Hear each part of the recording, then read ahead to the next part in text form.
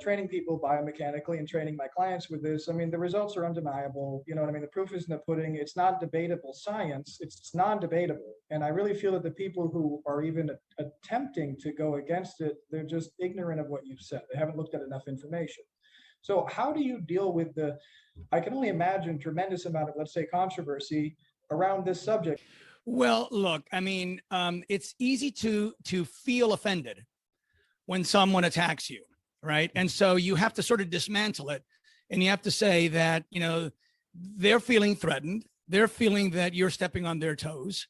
And so they feel like if your message gets out there and the people who hear your message are going to say, well, that's very different than what this other guy said, so I guess this other guy was wrong.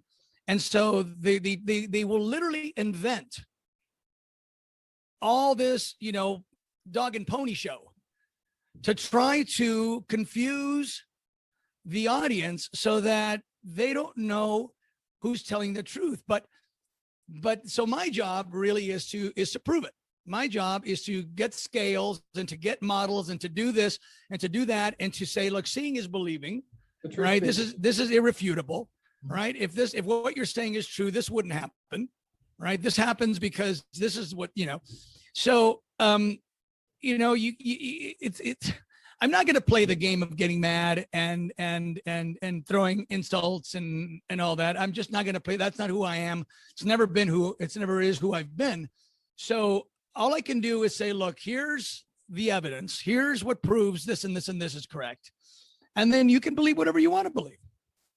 I'm just always impressed with how you because I mean, I debate at not the same level you do. I debate with trainers and coaches, and it's extremely difficult to break the cognitive bias. And I find myself getting increasingly frustrated as the conversation goes on. I'm just always impressed with how you just maintain your composure without slipping. It's just always impressive to me that you don't get frustrated.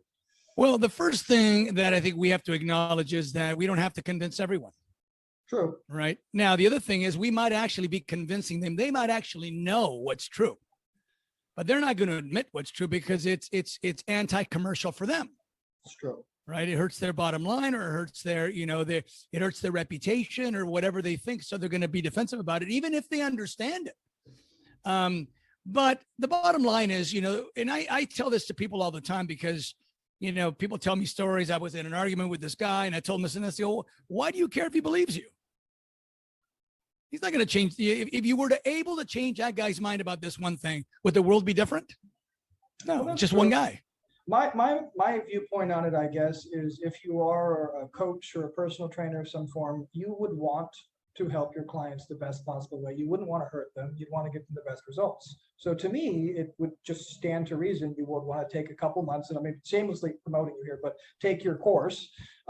It's very easy to take. I mean, it's not that difficult. Take the course, get certified, understand biomechanics, and get the best possible results for your clients. It's just, why would you want to do something subpar? The best results you get for your clients, then they're going to speak better of you. You get better everything because you're helping better.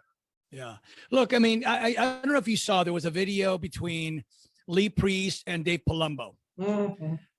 Right. And so Dave is very polite, right? Lee Preist, not so much, right? In fact, Lee Preist loves not being polite. He's been banned from almost every organization for being rude and all that. I do like him. I do like that about him, to be fair, but I know what you're talking about. I didn't like this one, but go ahead.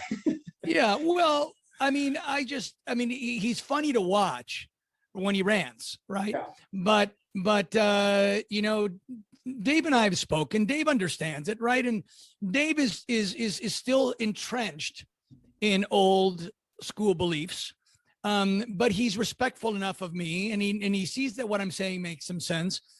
And so, you know, in his mind, he'll say something like, "Well, it makes sense on paper." I heard, but I think in the real world it might not. And so I might say, well, what's the real world? Well, the real world is, you know, all the past, you know, 20 Mr. Olympias. It's like, well, just because someone took one road to get to a particular destination doesn't mean there aren't other roads. Or the best one, for that matter.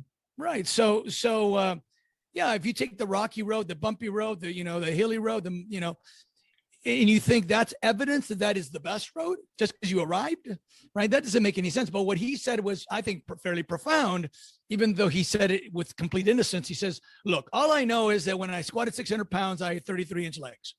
That's all you know. That is all you know, Yeah. right? Meaning that you know one thing that works, but you can't then assume that other things don't work, right? So what I simply say is, look, if you were to measure, if you took the best engineering methods and you measured the amount of load on that 600-pound squat on your quads, and you said the quads are loaded with this much load, and you were able to duplicate that much load or more using less weight with different mechanics, that would be the end of the argument. A muscle grows on load, period. Well, that's Right, what so you people can- do when they go to the gym, is they want to increase their load. They just do it inefficiently by squatting and bench pressing and deadlifting, all these other things, but you're not actually increasing the load productively. Right. So what I say is, look, if you're going to load a muscle with 90 pounds, let's just say you measure the muscle and you say, you know, I'm lifting 300 pounds, my muscle load is 90 pounds. That means my muscle is loaded with 30% of the weight I'm using. But if I use that exercise over there, I can load the same 90 pounds with 100 pounds. I get 90% efficiency with that exercise, right? So 90 pounds is all the muscle cares about. Yeah, no That's brain. what it's going to grow on. Yep, no right, brain. but- It doesn't know what's going on. Right. Just- But the skeleton is going to prefer 100 pounds instead of 300 pounds. Now, someone could argue, because our people are arguing, no, 300 pounds is going to improve your bone density. It's like, well, maybe a tiny bit more than the 100 pounds, but the 100-pound exercise you're doing over there isn't the only one you're doing. You're doing dumbbell shrugs and you're doing this and you're doing that. You're carrying the weight to and from. I mean, you're getting a lot of, you know, spinal loading, bone loading every time you lift weights. Facts don't care about feelings.